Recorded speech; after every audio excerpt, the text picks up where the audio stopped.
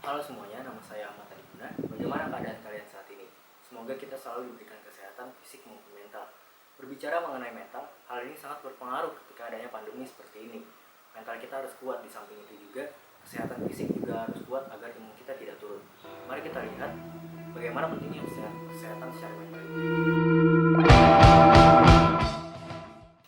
Menurut survei Global Health Data pada tahun 2017 lalu, menunjukkan ada sebanyak 27,3 juta orang yang mengalami mental illness. Data ini menunjukkan bahwa Indonesia menjadi negara di Asia Tenggara dengan jumlah pengidap mental tertinggi. Bahkan apabila dilihat dari data riset kesehatan dasar dari 2013 hingga 2018, angka pengidap gangguan mental ini meningkat hingga mencapai angka 9,8%. Hal ini terjadi karena kurangnya kesadaran masyarakat Indonesia terhadap masalah gangguan mental ini. Masih banyak masyarakat Indonesia yang merasa masalah mental illness ini adalah masalah yang sepele. Dari permasalahan ini, saya ingin memberikan informasi tentang mental illness agar kita semua dapat mengetahui apa itu mental illness hingga mencegah dan menyelamatkan orang-orang di sekitar kita. Mental illness sendiri adalah gangguan kejiwaan yang bisa berupa perilaku dan emosional.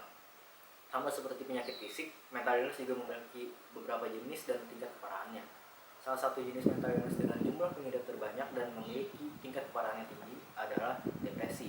Menurut dari IDNTimes.com, setidaknya ada 268 juta jiwa atau 3,77% dari jumlah populasi dunia yang mengidap penyakit depresi ini.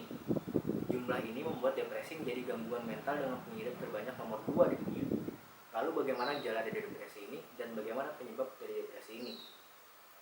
WHO sendiri menetapkan ada beberapa gejala yang menunjukkan bahwa seseorang mengidap depresi ini, yaitu berkurangnya konsentrasi, pesimis, mencoba mencelakakan diri, mengalami gangguan tidur, hingga percobaan bunuh diri. Lalu apa saja penyebab dari depresi ini? Ada beberapa faktor penyebab dari depresi ini, salah satunya adalah kejadian trauma di masa lalu.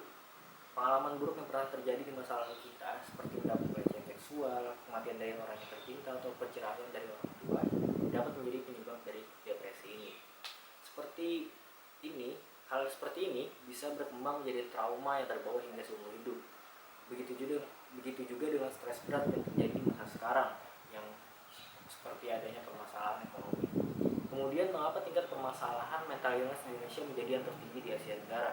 Salah satu alasannya adalah kurangnya kesadaran masyarakatnya.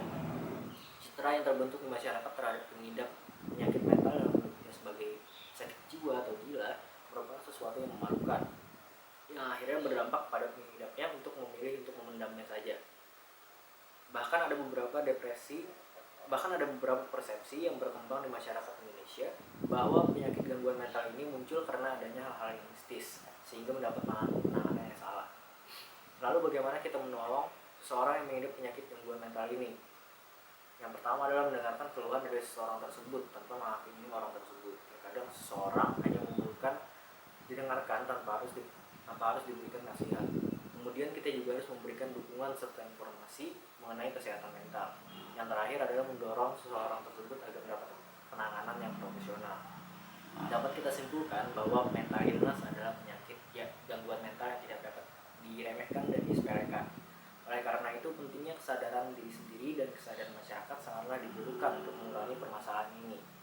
Stigma-stigma yang buruk di masyarakat tentang pengidap ini harus dihapuskan karena dapat berdampak buruk terhadap seseorang yang mengalami masalah ini. Di sisi lain, pemerintah juga harus meningkatkan fasilitas dalam menangani masalah ini.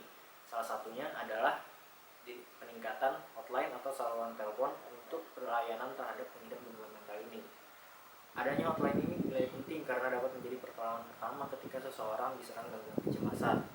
Sebagai contoh, saya mempunyai beberapa teman yang pernah mengalami gangguan mental ini, dan mereka berkata bahwa penting sekali adanya hotline ini karena memudahkan mereka ketika gangguan mental ini menyerang mereka secara tiba-tiba dan dapat membantu mereka ketika keadaan tersebut terjadi. Hotline ini seakan menjadi pertolongan pertama mereka untuk membantu meringankan atau bahkan menenangkan mereka ketika terjadi serangan kecemasan tersebut. Oleh karena itu, sangat penting untuk pemerintah Indonesia untuk meningkatkan fasilitas untuk mental illness ini, karena pentingnya masalah ini di Indonesia dan tidak bisa dianggap remeh permasalahan ini.